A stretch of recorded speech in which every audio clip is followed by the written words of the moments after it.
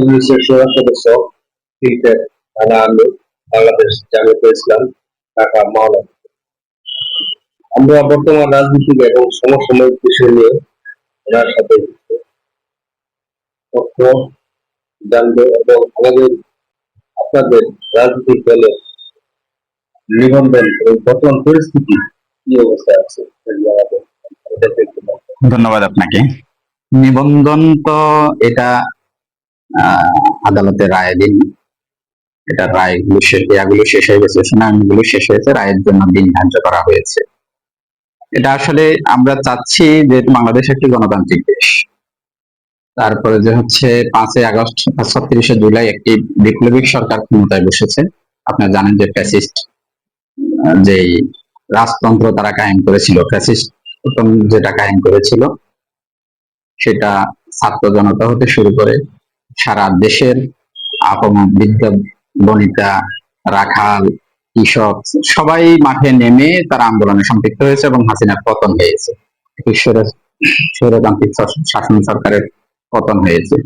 আমরা এই রাষ্ট্রে এমন কোন নৈরাজ্য সৃষ্টি করতে চাই না, এমন কোন উদ্ভূত পরিস্থিতি তৈরি করতে চাই না যেটার জন্য আবার দেশ পিছিয়ে যাবে। যার কারণে আমরা সুশৃঙ্খল অনেকগুলো কর্মসূচি দিয়েছি। আমরা সরকারকে আহ্বান জানিয়েছি যে আমাদের বৈধ নিবন্ধন, একটা রাজনৈতিক দলের নিবন্ধন আদালত কোন প্রকারের, এটা তো কোনো জঙ্গি সংগঠন নয় এবং এটা কোনো এমন সংগঠন নয় যেটা একদম বিদেশ থেকে বাংলাদেশে নতুন এসছে। এটা বাংলাদেশের মানুষের তৈরি করা সংগঠন। বাংলাদেশের মানুষরা এই সংগঠন প্রতিষ্ঠা করেছে, বাংলাদেশের মানুষরাই এই সংগঠনের সাথে সম্পৃক্ত এবং এটা ইলেকশন হয়েছে বেশ কয়েকবার। এখানে স্থানীয় সরকারের জনগণ এখানে প্রতিনিধি আছে। তো এরকম একটা রাজনৈতিক দলের নিবন্ধন বাতিল করা এটা অবশ্যই অপ্রাসঙ্গিক এবং অযৌক্তিক। তো তারপরেও আমরা চাচ্ছি যে এটা যাতে করে সরকার এটার শুভ বুদ্ধির উদয় হয়, সুন্দরভাবে তারা যাতে করে আমাদের বৈধ নিবন্ধন আবার ফিরিয়ে দেয়, এই জন্য আমরা অপেক্ষা করছি। বর্তমান যে সরকার বহাল আছে বাংলাদেশে, সে তো নির্বাচিত কোন সরকার না, একটা বিপ্লব হওয়ার পরে সেই বিপ্লবের মধ্য দিয়ে এই সরকারের প্রতিষ্ঠা হয়। তারপরে আন্দোলনের পরে আন্দোলন, ইস্যু পরে ইস্যু নিয়ে সে টিকে আছে। এই যে বর্তমানে রাজনৈতিক সমন্বয়হীনতা, এই আমরা সবাই চাচ্ছিল যে সরকারকে সাপোর্ট দিয়ে আগামীতে যেন একটা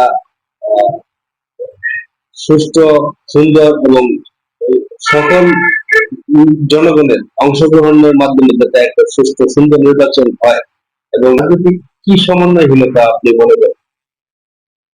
এখানে ইস্যু হচ্ছে, আপনাকে একটা জিনিস বুঝতে হবে, সেটা হচ্ছে বাংলাদেশে আওয়ামী লীগ ছাড়া আর জাতীয় পার্টি অর্থাৎ আওয়ামী লীগের যারা দোসর ছিল এরা ছাড়া আর সকল দলগুলো এখানে নির্যাতিত দল হিসেবে প্রতিষ্ঠিত হয়েছে। বিএনপি, জামাত এর মধ্যে অন্যতম।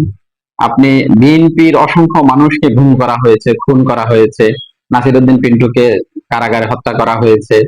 তারপরে যাই, এখানকার সালাউদ্দিন কাদের চৌধুরীকে ফাঁসি দিয়ে হত্যা করা হয়েছে। অসংখ্য মানুষকে এখানে নির্যাতন করেছে। জামাত ইসলামের এখানে একদম সেন্ট্রাল লিডারদেরকে এখানে নিঃশেষ করে দেওয়া হয়েছে। একটা বিচারকে সামনে দাঁড় করিয়ে বিচারের পিছনের সকল কলকাঠি নেড়ে তারা আমাদের নেতৃত্বকে তারা হত্যা করেছে, শহীদ করে দিয়েছে। তো এত কিছুর পরে যখন একটা সরকার আসে, এই সরকার তো স্বাভাবিক সরকার না, এটা একটা বিপ্লবিক সরকার। এই সরকারের ক্ষমতা নিয়েছেনই 3টা গুরু দায়িত্ব নিয়ে। নাম্বার 1 হচ্ছে এই সরকার সংস্কার করবে, রাষ্ট্র মেরামতের যে জায়গাগুলোতে জং ধরে গেছে এই জায়গাগুলো তারা সংস্কার করবে। নাম্বার 2 হচ্ছে তারা এখানে যেই অবিচার হয়ে এসেছিল, যে অপরাধ সংগঠিত হয়ে আসছিল আজকে 17 বছর, এটা তারা বিচার করবে। এখানে আমাদের দেশে বড় বড় অনেকগুলো অপরাধ তারা করেছে, একটা ইস্যুকে ঢাকার জন্য আরেকটা বড় অপরাধ করে আরেকটা ইস্যু করেছে। আমরা গ্রাম্য ভাষায় বলে থাকি যে একটা মিথ্যাকে ঢাকার জন্য অনেকগুলো মিথ্যা বলতে হয়। শেখ হাসিনা সরকার একটা ইস্যুকে ঢাকার জন্য আরেকটা ইস্যুর জন্ম দিয়েছে এবং যে ইস্যুটা তার পতন হয়েছে এটাও তার হাতে নিজের তৈরি করা ইস্যু ছিল। একটা ইস্যুকে ডাকতে গিয়ে তখন এই ইস্যুটাকে সামনে নিয়ে এসেছে এবং এটাকে ডাকতে গিয়ে আবার রাজাকারের শব্দটা নিয়ে এসে এই একটা শব্দ কিন্তু তাকে পতনের জায়গায় নিয়ে এসেছে। তাহলে এজ এ ফার্স্ট হচ্ছে যে সংস্কার করা, সেকেন্ড টাইম হচ্ছে যে ওদের বিচার করা। আওয়ামী লীগ যে ফ্যাসিজম চালিয়েছেন, এই আওয়ামী লীগের এবং যারা এই আওয়ামী লীগের দোষর ছিল অর্থাৎ যারা এক কথা অন্যায়কারী ছিল, লুণ্ঠনকারী ছিল, এদের বিচার করা। তৃতীয়ত হচ্ছে একটা ফ্রেশ নির্বাচন দেয়া। তো এখন ওই দুইটা কাজ হয়েছে কিনা আপনি আমাকে সেটা বলেন। সেটা তো হয়নি। সেটা যদি না হয় তাহলে আপনি নির্বাচনটা কিভাবে রুল প্লে করবেন? নির্বাচন তো হচ্ছে যে থার্ড লাস্ট কাজটা হচ্ছে নির্বাচন। নির্বাচনের আগে দুইটা কাজ আছে আপনার। ওই দুইটা কাজের এখনো পর্যন্ত আমরা কোনো আপডেট জানি না। এখনো পর্যন্ত অনেক জায়গায় এখনো সরকারের সাবেক সরকারের সকল লোকগুলো বসা আছে বহাল তবিয়তে। এখনো পর্যন্ত আমরা দেখি আন্দোলন সংগ্রাম হলে তারা কখনো হিন্দু সেজে আসে, কখনো তারা হচ্ছে রিক্সা চালক সেজে আসে, কখনো তারা শ্রমিক সেজে আসে। বিভিন্ন ইস্যুতে তারা লোক একই কিন্তু, অর্থাৎ তাদের একটা এখানে বক্তব্য হচ্ছে যে তারা ইউনূস সরকারকে অথবা বাংলাদেশকে তারা ওই যে, আমি একটা গল্প বলি আপনাকে, যে তার ছেলেকে বলতেছে আমি তো সারা বছর তোমাদের জন্য চুরি করেছিলাম, তো আমি মারা যাওয়ার পরে তোমরা এমন কোনো কাজ করিও যেটা করলে মানুষ আমাকে ভালোবাসে। তখন এই বাবা মারা যাওয়ার পর ওই বাবা তো শুধু কাফন চুরি করতো, কাফন তো বুঝো। তো ছেলে কি করতো, কাফনটা চুরি করে লাশটাকেও ওই যে একটা খুঁটির মধ্যে দাঁড় করে এটাকে বাইরে রাখতো। এটা পচে গলে যখন দুর্গন্ধ ছড়াইতো তখন মানুষ করতো যে যে আগে সোরা কাফন সোরা তো ভালোই ছিল, ওর ছেলে তো তার চেয়েও বেশি খারাপ। এখন এটার মধ্যে দিয়ে ওই ছেলে মনে করতো যে দেখ আমার বাবাকে ভালো করছে। তারা এটা কায়েম করতে চায় যে মানুষ যাতে বলে যে আমরা তো আগেই ভালো ছিলাম। এইটার জন্য যেহেতু এখানে আপনি আমাদের ইমিগ্রেশন চেক করলে দেখবেন, অথবা বাংলাদেশের সিম ব্যবহারকারী যেই তথ্য ওইটা চেক করলে দেখবেন বাংলাদেশ থেকে তো যে পরিমাণ আওয়ামী লীগের সাপোর্টার আমরা মনে করেছি আছে, আমরাও মনে করি 20% লোক আওয়ামী লীগ সাপোর্ট করতো, কিন্তু ওই পরিমাণ লোক তো বাংলাদেশে চলে যায়নি, মারা যায়নি, কোথাও হারিয়ে যায়নি, ওগুলো তো বাংলাদেশে আছে। সুতরাং ওরা একটা সুযোগ খুঁজছে যেভাবে হোক যে এই সরকারকে যাতে করে শান্তিতে থাকতে না দেয়া যায়, এবং এই সরকারকে যাতে বাংলাদেশের মানুষদেরকে যাতে একটি সুন্দর পরিবেশে তারা থাকতে না পারে, এই জন্য সকল প্রকার বিশৃঙ্খলা সৃষ্টির জন্য তারা নৈপথ্যে তারা এই কাজটা করতেছে। এখানে আরেকটা বিষয় যেটা যে সমন্বয়হীনতার ইস্যুতে এখানে কয়েকটা বিষয় বলি। সেটা হচ্ছে সমন্বয়হীনতার মূল কিন্তু কোনো ইস্যু এখনো পর্যন্ত তৈরি হয়নি। ছোট ছোট ইস্যুগুলোকে, ব্যক্তির মতগুলোকে আমরা দলীয়করণে নেয়ার কারণে এখানে বাংলাদেশে কিছু মতানৈক্য সৃষ্টি হয়েছে।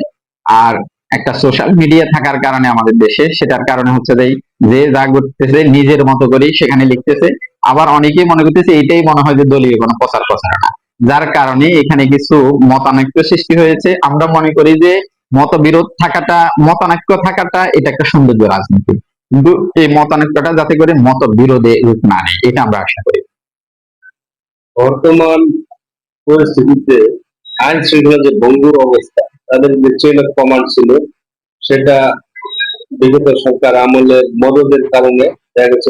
এই অবস্থায় মানুষ তাদের নিজের নিরাপত্তাহীনতা একটু হলেও থমকে গেছে।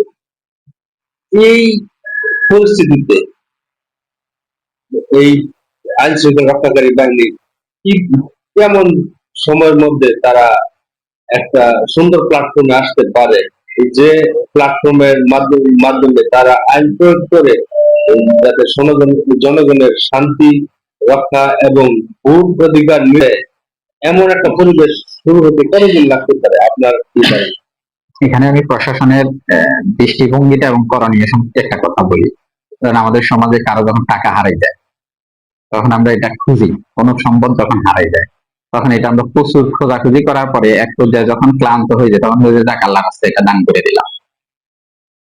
প্রশাসনকে এই চিন্তা আসা উচিত। প্রশাসন যেটা চিন্তা করতেছে যে আরো কিছুদিন দেখি, আরো একটু সুযোগ নিয়ে দেখি, কখনো আবার শেখ হাসিনা ব্যাক করে কিনা, এই চিন্তাটা প্রশাসনকে বাদ দিয়ে হচ্ছে 30,000 টাকা, সে তো তার ব্যয় সারাউন্ডিং এরিয়াকে তৈরি করেছে হচ্ছে 1 লাখ 1.5 লাখ টাকা, এখন সেটা সে পাচ্ছে না। এখন সেটাকে না পাওয়ার কারণে তার তার ঠেকা লাগে না। আপনি দেখবেন রাস্তার পাশে ট্রাফিক জ্যাম লেগে আছে, কিন্তু পুলিশ 2 জনের 3 জনের কথা বলতেছে, তারা তাদের এদিকে তাদের চিন্তা নেই। আমরা এখনো পর্যন্ত মানে সংবাদ পাই যে কোথাও কোনো অঘটন ঘটছে, পুলিশকে যখন ফোন করা হয় পুলিশ বলে যে এটার দায়িত্ব কি এখন আমার নাকি, এত রাতে আমাকে ফোন করছেন কেন, আপনারা ওখানে কি করতেছেন, আপনারা প্রশাসনকে নিয়োগ দেওয়া হয়েছে বিশেষ সিকিউরিটি। এটা তো এক ধরনের সিকিউরিটি, আমার রাষ্ট্রযন্ত্রের একটা সিকিউরিটি প্রশাসন। আপনার একটা বিল্ডিং এ যেরকম দারোয়ান থাকে, এই রাষ্ট্রের দারোয়ান হচ্ছে প্রশাসন, পুলিশ। আর বাউন্ডারির দারোয়ান হচ্ছে যে বিডিআর। আর আমার দেশের যে স্বাধীনতা সার্বভৌমত্ব রক্ষা করার দায়িত্ব হচ্ছে সেনাবাহিনী। কিন্তু ওনারা ওনাদের নিজেদের যে দায়িত্ব, এই দায়িত্বটা ভুলে যাওয়ার কারণে আজকে দেশের এই অবনতি।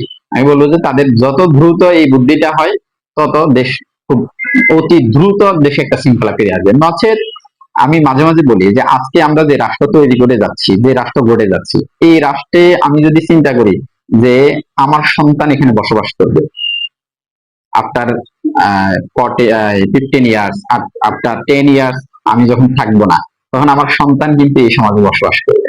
আমি আমার সমাজে এমন একটা সমাজ যদি রেখে যেতে পারি যে সমাজ আমার সন্তানের জন্য, আমার বোনের জন্য, আমার স্ত্রীর জন্য নিরাপদ, তাহলে এই কোনো মানুষ দ্বারা কোনো খারাপ কাজ সংঘটিত হওয়া, এটা মানে হওয়ার কথা না আর কি। ধন্যবাদ। আবারও একটু আপনাদের দলীয় প্রসঙ্গে আসি। তৃণমূলী জামাত ইসলাম কি ভাবছে? তৃণমূল নিয়ে জামাত ইসলামের চিন্তাধারা। জামাত ইসলামের রাজনীতি মূলত তৃণমূল নিয়ে। আপনি জামাত ইসলামের একজন কর্মীর 5টা কাজ আমরা বলি, আমাদের সংগঠন পদ্ধতিতে বলা আছে একজন জামাত কর্মীর 5টা কাজ। তার মধ্যে লাস্ট যে 5 নম্বর কাজটা হচ্ছে জামাত কর্মী মানে সমাজ কর্মী। তাহলে একজন জামাতের কর্মী হতে হলে তাকে এই জিনিসগুলো আমরা তাদেরকে মুখস্থ করে নিতে হয়। আমাদের অন্যান্য দলের কর্মী হওয়া, জামাত ইসলামের কর্মী হওয়া একটু ডিফিকাল্ট। এখানে আসলে তাকে পড়াশোনা করতে হয়, তাকে নৈতিক মানদণ্ডে উত্তীর্ণ হয়ে এখানে কর্মী হতে হয়। সেই ক্ষেত্রে তার একটা কাজ আমরা বলে দিয়েছি যে জামাত কর্মী মানে সমাজকর্মী। সুতরাং আপনি জামাতে পানি থেকে একটা স্যালাইন মিশে ফেললে যেরকম, ওই আপনাকে যদি বলা হয় যে 1 গ্লাস পানির মধ্যে একটা স্যালাইন মিশে ফেলছেন, এখন যদি বলা হয় যে এটা আলাদা করেন, এটা যেরকম অসম্ভব, জামাত ইসলামী একজন কর্মীকে আর সমাজকে এই দুইটাকে আপনি আলাদা করতে পারবেন না। এর ন্যায় ও নিষ্ঠা, ব্যক্তির মেধা এবং হচ্ছে তার রাজনৈতিক একটা বলবো প্রজ্ঞা, এইটার মধ্য দিয়ে সে তার চেয়ারকে দখল করে নেবে। প্রত্যন্ত অঞ্চলে আমাদের যারা গার্মেন্টস ওয়ার্কার মহিলা, তাদের একটা আতঙ্কটা, তাদের একটা ভাষ্য ওইরকম, জামাত ইসলাম আসলে মহিলাদের চাকরি করতে দেওয়া হবে না। তারা ঘর থেকে বের হতে পারবে না, রক্ষণশীল হতে হবে। এই বিষয়ে আপনি কি বলতে চান? এটা হচ্ছে আমাদের ব্যাপারে একটা অপপ্রচার। এই জিনিসটা টোটালি আমাদের প্রতি একটা অপপ্রচার যে জামাত ইসলাম যদি ক্ষমতা আসে তাহলে নারীদেরকে ঘর থেকে বের হতে দিবে না। অথচ আপনি দেখেন আল্লাহ রাসূল সাল্লাল্লাহু আলাইহি সাল্লাম, আপনি যদি উমরা করেছেন কিনা আমি জানি না, উমরা বা হজ করেছেন কিনা, আমি করেছি, আমি দেখেছি হেরা গুহাটা অনেক উঁচু এবং আমরা এখন উঠতে আমাদের অনেক সময় লেগে যায়, খুব কষ্ট হয়। কিন্তু তখন আল্লাহ রাসূল সাল্লাল্লাহু আলাইহি ওয়াসাল্লামের সাথে কিন্তু খাদিজা রাদিয়াল্লাহু তাআলা তাকে খাবার দিয়ে দেওয়ার জন্য যেতেন এবং যুদ্ধের ময়দানেও আল্লাহ রাসূল সাল্লাল্লাহু আলাইহি ওয়াসাল্লাম সাহাবীদেরকে নিয়ে যেতেন। আমরা এই ঘটনাগুলি জানি, ঈদের ঘটনা। আল্লাহ রাসূলের যুদ্ধের পরে তার স্ত্রীকে নিয়ে আসছেন, তার মানে তো যুদ্ধের ময়দানে গিয়েছেন তিনি। এরকম যুদ্ধের ময়দানে আল্লাহ রাসূল বিবিদেরকে নিয়ে যেতেন, সাহাবায়ে কেরামরা নিয়ে যেতেন। তো সুতরাং যেখানে যুদ্ধের ময়দানে যাওয়ার ক্ষেত্রে ইসলাম সমর্থন করে, সেখানে চাকরি করাকে সমর্থন করবে না, এটা তো মানে একটা অযৌক্তিক কথা। আমরা যেটা বলি সেটা হচ্ছে একটি রক্ষণশীল রাষ্ট্র যেভাবে পরিচালিত হতে পারে। ধরেন নারীরা হচ্ছে যে তারা আন্দোলন করে কিসের বিষয়ে, যাতে ইজ্জত রক্ষার স্বাধীনতা তারা চায়। সেই ক্ষেত্রে আমরা বলি যে আপনি বোরকা পড়তে হবে, বিষয়টা তো তা না। বোরখা পড়বেন হচ্ছে যে আপনি যত বেশি মেধাবী তার রোল তো তত বেশি আগান। আপনি আল্লাহকে যত বেশি ভয় করবেন আপনার পোশাকের তাকওয়া তত বেশি বৃদ্ধি পাবে। কেউ আল্লাহকে যে রোল এক, তার পড়াশোনা, তার লেখার স্ট্যান্ডার্ডিটি, তার নিয়মিত ক্লাস করা, তার পরিশ্রম, আর যার রোল 50, তার তো সেম হবে না।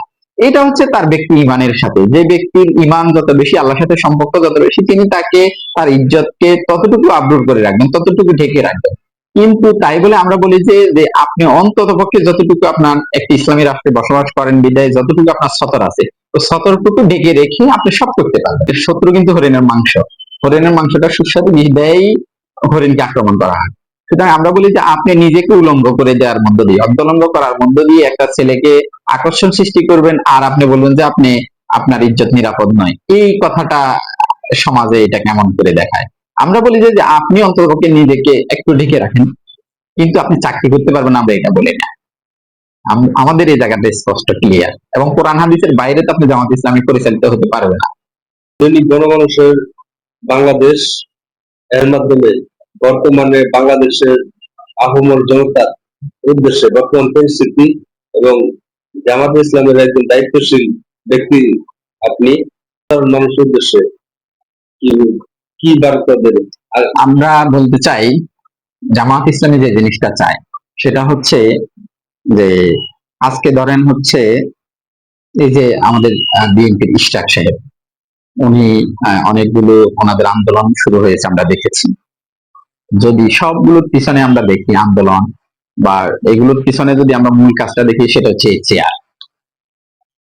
আজকে আমাদের সমাজে চেয়ারম্যান হতে শুরু করে, মেম্বার হতে শুরু করে, একটা কোম্পানির এমডি হতে শুরু করে, রাষ্ট্রতন্ত্রের যে কোনো চেয়ার বলে না, ওই চেয়ার গুলোকে যে ব্যক্তিকে বসানো হয় ওই ব্যক্তি সম্মান বোধ করে। তার এই যে এই সম্মান বোধের একটা তার যে লালসা, এটার কারণে আজকে আমাদের সমাজ ব্যবস্থা ভেঙে পড়েছে। আমরা বলতে চাই যে আজকে যে চেয়ার গুলোতে বসালে বিভিন্ন মানুষগুলো সম্মান বোধ করে, আমরা এমন কিছু মানুষ তৈরি করতে চাই যে মানুষগুলোকে এই চেয়ারে বসালে পরে ওই ব্যক্তিরা সম্মান বোধ করবে না, বরঞ্চ চেয়ার নিজে সম্মান বোধ করবে। চেয়ার সম্মান বোধ করবে যে আজকে অসংখ্য বছর পরে এই চেয়ারে একজন যোগ্য ব্যক্তি বসছে, আমরা সেই মানে লোক তৈরি করতে চাই। এলেমের প্রয়োজন, এরপরে হচ্ছে অর্থাৎ উপকারী জ্ঞানের প্রয়োজন, এরপরে হচ্ছে যে সততার প্রয়োজন, দক্ষতার প্রয়োজন, দেশপ্রেমিকতার প্রয়োজন, এবং তাকে আখিরাতের প্রতি বিশ্বাস করা অতিবয় জরুরি। কারণ যেই ব্যক্তির আখিরাতের প্রতি বিশ্বাস থাকবে না, সে দুনিয়াতে যে হর হামেশা তার যা খুশি সে তাই করে বেড়াবে। কিন্তু একজন ব্যক্তি যখন আখিরাতের প্রতি বিশ্বাস করবে, তখন সে যে অফিসে চাকরি করবে সে চিন্তা করবে যে 10 মিনিট পরে জয়েন করলেও তার কিন্তু রিজিক হারাম হয়ে যাচ্ছে। আর রিজিক যদি তার হারাম হয় তাহলে তার ইবাদত কবুল হবে না, ইবাদত যদি কবুল না হয় তাহলে তো সে আখিরাতে জাহান্নামী। তাহলে প্রত্যেকটা কাজে যদি সে আল্লাহকে স্মরণ রাখতে পারে, তাহলে দুনিয়ার যে আমরা ইফটিজিং বন্ধ করার জন্য আইন খুঁজি, আমরা সমাজে চুরি বন্ধ করার জন্য আইন খুঁজি, আমরা সমাজে নারী নির্যাতন বন্ধ করার জন্য আইন খুঁজি, এই জিনিসগুলো যদি আমি আইন না খুঁজি, আমি যদি ব্যক্তিকে পরিবর্তন করে দিতে পারি, তাহলে আপনি দেখবেন যে যে এইটার জন্য আর আইন খোঁজা লাগবে না, এটা অটোমেটিকলি বন্ধ হয়ে যাবে। সবকিছু আইন দ্বারা আসলে সৃষ্টি হয় না। আপনি যদি ইতিহাস পর্যালোচনা করেন দেখবেন আপনি যে সম্ভবত 1731 সালে বা 1831 সালে ভারতে আমেরিকাতে একবার মদ পান নিষিদ্ধ করা হয়েছিল। এই মদকে নিষিদ্ধ করার জন্য সেখানে বিশাল আন্দোলন হয়েছে, অসংখ্য মানুষ সেখানে মারা গেছেন, অসংখ্য মানুষ যারা আন্দোলনকারী ছিলেন তাদের জেল জুলুম হয়েছে, তাদের বাড়িঘর লুটপাট করা হয়েছে। এত কিছুর পরেও আদালত রায় দিতে বাধ্য হয়েছে যে যে মদ নিষিদ্ধ করা হয়েছে। মদ যখন নিষিদ্ধ করা হয়েছে তখন 400 জন মদ দোকানদারকে সরকার সিঙ্গেলা করেছিল। কিন্তু এই মদ নিষিদ্ধ করার মাত্র 6 মাসের ব্যবধানে যখন মদকে আবার নিষিদ্ধ যে ঘোষণা হয়েছিল, ওই ঘোষণা প্রত্যাহার করার 1 মাস আগে বা 10 দিন 15 দিন আগে তখন 70,000 দোকানদারকে জরিমানা করা হয়েছিল। তাহলে আপনি দেখেন কোথায় 400 ছিল আর কোথায় 70,000 ছিল। তাহলে আইন দিয়ে কি সব করা সম্ভব? আইন তো ঘোষণা দিয়েছিল মদ নিষিদ্ধ, তাহলে এই আইন মানে নেই কারা? জনগণ। তো ওই জনগণ যদি একটা নৈতিকতার মানদণ্ডে উত্তীর্ণ থাকতো তাহলে তো আর এটা করা লাগবে না। সুতরাং আমরা চাই যে সব কাজ আইন দিয়ে হবে না, আমরা এই আইন পরিচালনার জন্য, আইন বাস্তবায়নের জন্য যে মানুষগুলো, এই মানুষগুলোর পরিবর্তন আমরা চাই। এই মানুষগুলো, পরিবর্তিত মানুষগুলো যদি এই চেয়ারে বসে, রাষ্ট্রের চেয়ার গুলোতে বসে, তাহলে সমাজে চুরি থাকবে না, বিশৃঙ্খলা থাকবে না, দুর্নীতি থাকবে না, একটি সুন্দর সমাজ আমরা সবাই উপহার পাবো। জামাত ইসলামী এই স্বপ্ন দেখে। আমি সবাইকে বলবো এটি শুধুমাত্র জামাত ইসলামের স্বপ্ন হতে পারে না, এটা পুরো রাষ্ট্রের একটি স্বপ্ন। এই স্বপ্নকে সবাইকে লালন করার জন্য আমি দায়িত্ব আহ্বান জানাবো এবং সকল রাজনৈতিক দলকে আমি এই দায়িত্ব আহ্বান জানাবো। আসুন আমরা সবাই রাজনৈতিক বিশৃঙ্খলা, রাজনৈতিক প্রতিহিংসা না করে আমরা একটা রাজনীতি হবে হচ্ছে একটি ফুলের ন্যায়, যেই ফুল আছে ততটুকু মানুষকে গ্রাম দেওয়ার মধ্য দিয়ে সবাইকে আকৃষ্ট করবে। এইটার মধ্য দিয়ে যদি রাজনৈতিক দল পরিচালিত হয় তাহলে এখানে আর রাজনীতি কোনো দ্বন্দ্ব সৃষ্টি হবে না।